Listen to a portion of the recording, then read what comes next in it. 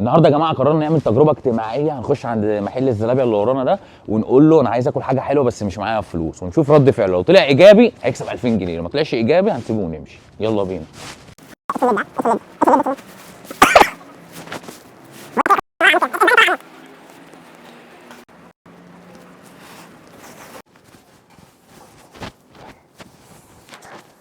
السلام عليكم. ايه الاخبار؟ عاملين ايه؟ بقول لك ايه، انا جعان بصراحه ومهبط وعايز اكل اي حاجه مسكره.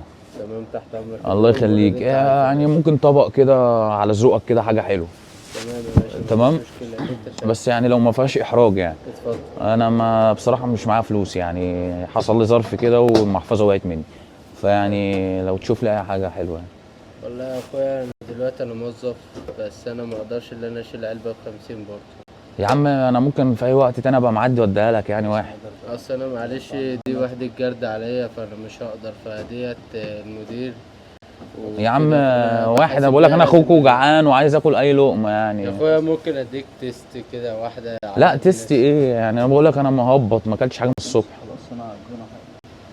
خلاص يا باشا، والراجل برضه هيتعامل اهوت. يعني انا اسف يعني لو هتقل عليك، لا، انا لا، ممكن لا. اعدي عليك في اي وقت اديك الفلوس، خلي بالك. هو الراجل برضه لا انا مش عايز فلوس والله. عشان حاجه يا عم، خد اضرب علبه. طيب انت بتعمل ايه معلش؟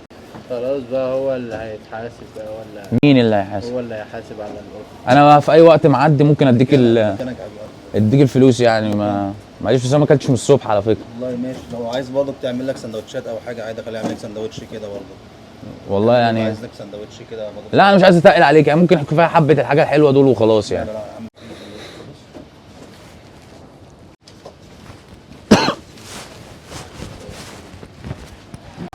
طب ثانيه واحده بس، انا عايز اعرف حاجه والله. بص احنا كنا بنصور، بص احنا يعني بنصور يعني، هي دي الاخلاق وهي دي اللي عشمنا فيك. فانت بجد ليه قررت تساعدني يعني؟ عادي، يعني حضرتك بس انا جعان، فانا اكيد طبعا لازم اساعد حضرتك طبعا. والله انت راجل محترم. حته الاكل والشرب دي ده طبعا ما ينفعش ان اي حد يجي هنا اصلا جعان او حاجه ونمشيه زعلان طبعا. والله الله يبارك لك. طب وانت قلت لي لا ليه؟ انا ما اقدرش اطلع حاجه برضو من غير ما حد يحاسب عليها. انت ليه بقى ما ساعدتنيش؟ ما قررتش ما عملتش ليه اي حاجه كده ان انت تساعدني يعني؟ أصل أنا- وكنت عايز تدستني واحده بس مش عايز تديني تاني. عادي يا اخويا بقى، على قد نفسك، عشان انا لو معايا مش هاخر عليك برضو يا طب أخويا. والله بص احنا، انت راجل محترم قلبي يعني. وانت عملت اللي عليك وزياده. انت راجل محترم حبيبي. وربنا يكتر من امثالك. وبص دول حاجه بسيطه كده احنا كنا عاملينها، دول 2000 جنيه دول لازم تاخدهم، ده مش اختياري يعني. انت وقفت معانا وقررت ان انت تساعدنا، ودي حاجه بسيطه، دي هديه. انا عامل الحاجه ديت بس من حاجه كده. ماشي ماشي، الثواب وصل خلاص عشان دي نيتك كانت ثواب، فده بقى دي حاجه بسيطه. امسك. مش هقدر اخد. لا بقى لا مش هينفع مش هينفع. والله. لا انت مش اكرم مننا، انت راجل كريم وتستاهل الكرم. لا والله ما يحصل. لا، احوج مني. في حد تاني ايه هيكون احوج مني محتاجها اكتر يعني؟ اكتر. ايه الجمال ده يا جدعان؟ ده ايه الجمال ده يا جدعان والله. طب بص انا على الاقل هاخد حق الحاجه. انا مش هينفع. لا. لا، في ناس كتيره أحوج بص احنا مني. مقررين اللي هيطلع ايجابي معانا في حاجه زي كده هنكافئه، وانت راجل ايجابي وراجل جميل، ده حساب الحاجه ودول ايه ليك انت. امسك بقى. ماشي، كل سنه وأنت طيب. موافق نذيع؟ ماشي، نذيع نزيد. نذيع. نزيع. لايك وشير الفيديو ده يا جماعه، الراجل ده محترم.